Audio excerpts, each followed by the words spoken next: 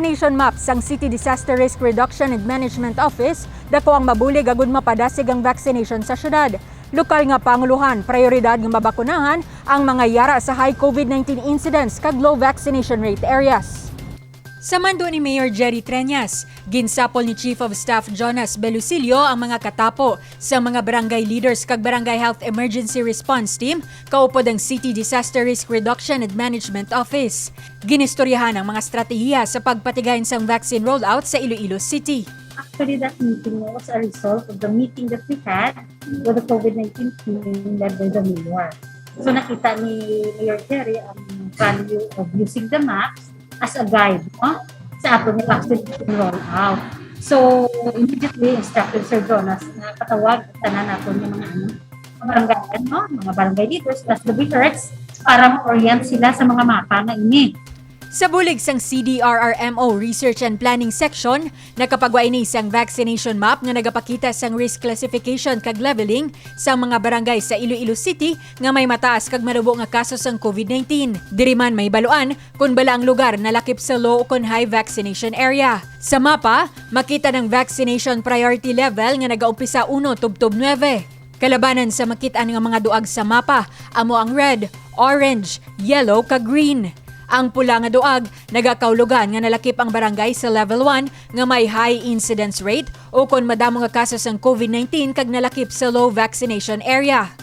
Makuha ang vaccination rate per barangay using the data sang A2, and we can also get the attack rate sa mga barangay using ang cases.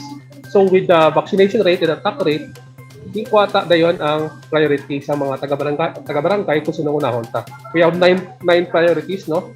1, amo sa ang mga barangays nga kung basihan ang attack rate, vaccination rate, low vaccination rate, high attack rate.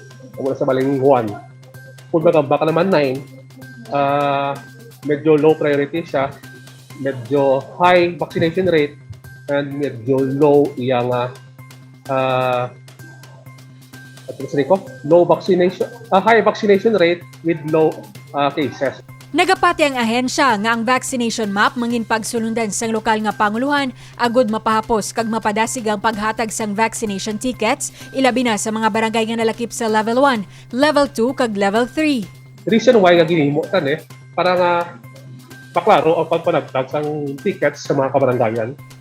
Sa 180 ka mga barangay sa syudad, pulo ang nalakip sa level 1, kagini amo ang Barangay Bakhaw, Barangay Buhang Taft North, Barangay Dungon, Barangay Navais kag Pale Benedicto Rizal sa Mandurriao, Barangay Lobo Clapuz, Barangay Lopez Haina Norte kag Magsaysay Village sa La Paz, kag Barangay San Pedro kag Takas naman sa distrito Sangharo. 19 naman ka mga barangay ang nalakip sa level 2 kag 34 ka mga barangay ang yara sa level 3.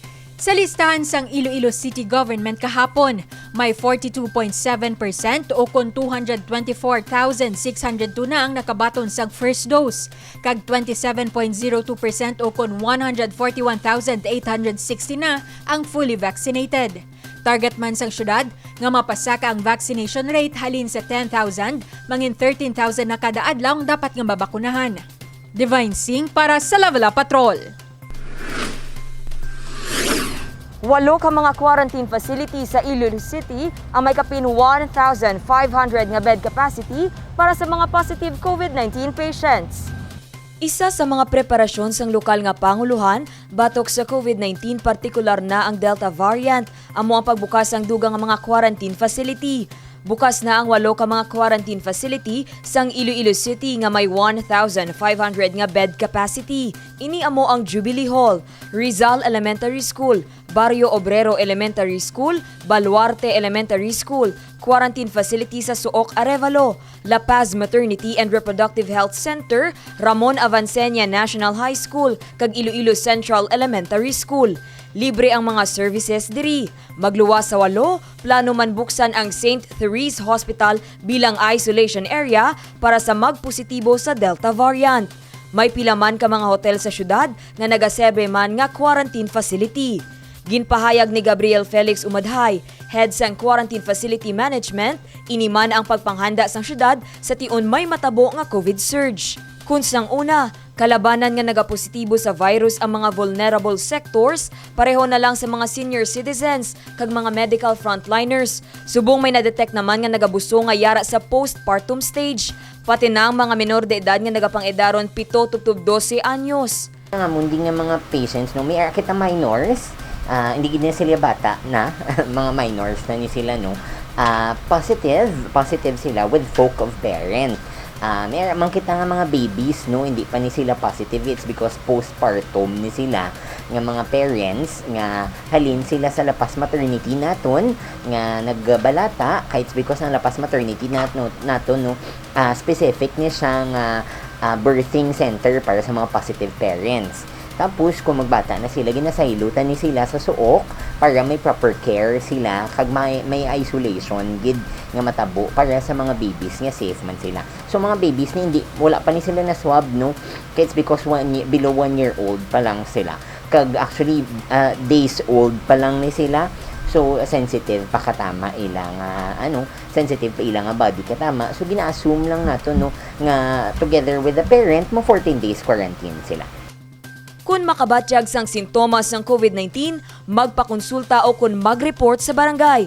Pagkatapos, ini ang iga-verify sang contact tracer. Sa tion ma-verify liwat nga magapatigayon sang interview ang doktor, pinaagi sa telepono. Diri mahibaluan kung kinahanglan ng home quarantine o kung dalon gid sa quarantine facility ang isa ka persona. Sa una, kaisa ka na interview, no? Subong ya kaduwa ka na gina-interview. Kay bala mo kadasig mag-regress sang aton kaysa subong. So, pwede na yang sa unang interview mo sa aga, okay ka pa, pagkahapon ka difficulty of breathing ka nagali. So, amo na nga adapted use amon nga interview process. So, after namon approval sa interview namon, no, sa mga doctors, ginasugat ka na din sa ICER, kag ginadala ka sa facility nga kung sa diin may available na ka. Para naman sa mga returning overseas Filipino workers, may 3 ka mga quarantine facilities nga sarang magamit. Iniamo ang Jubilee Hall, Iloilo Central Elementary School, kag Rizal Elementary School.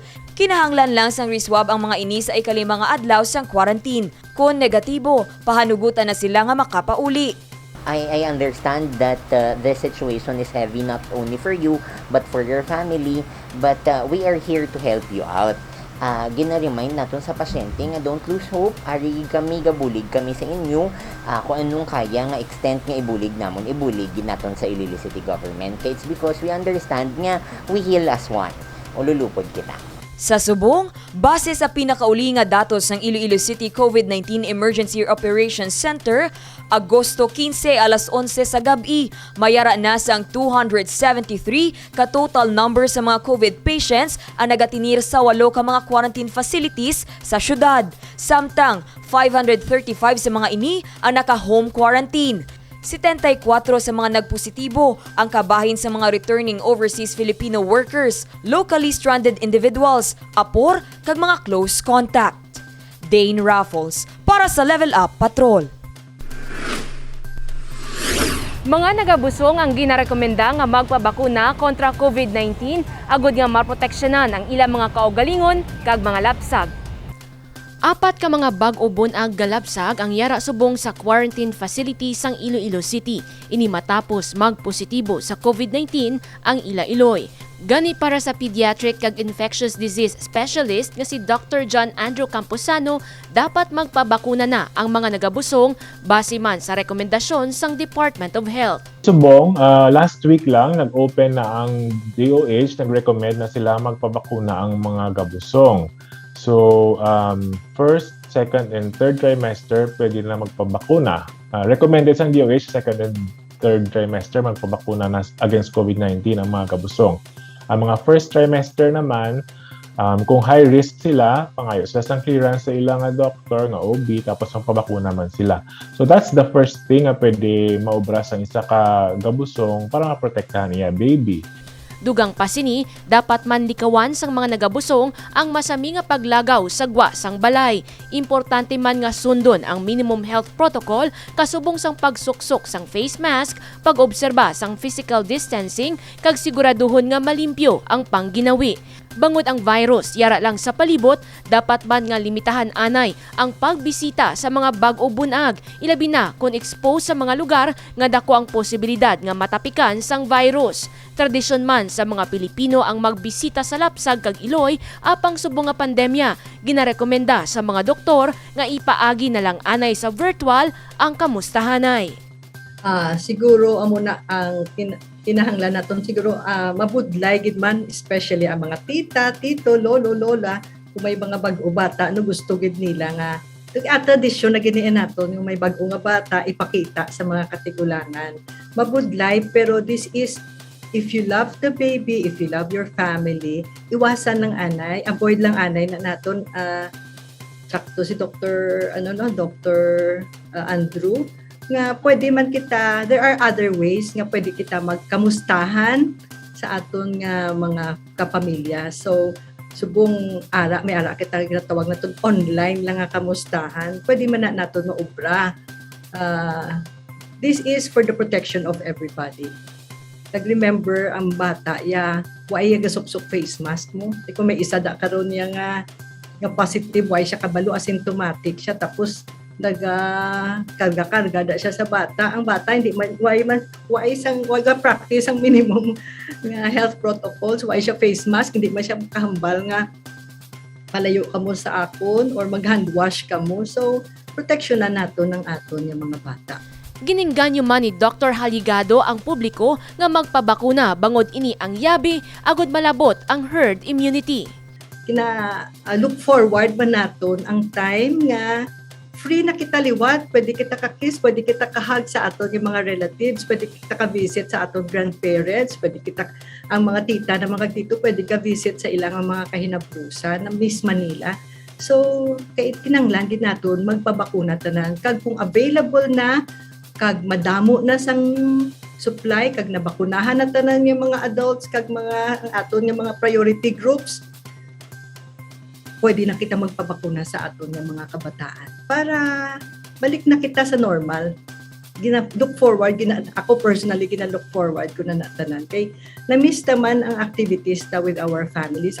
Sa subong 27% na sang total target population sang syudad sang Iloilo ang fully vaccinated.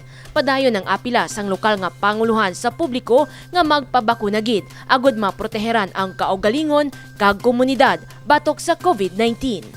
Jennifer Garcia Hernandez para sa Level Up Patrol.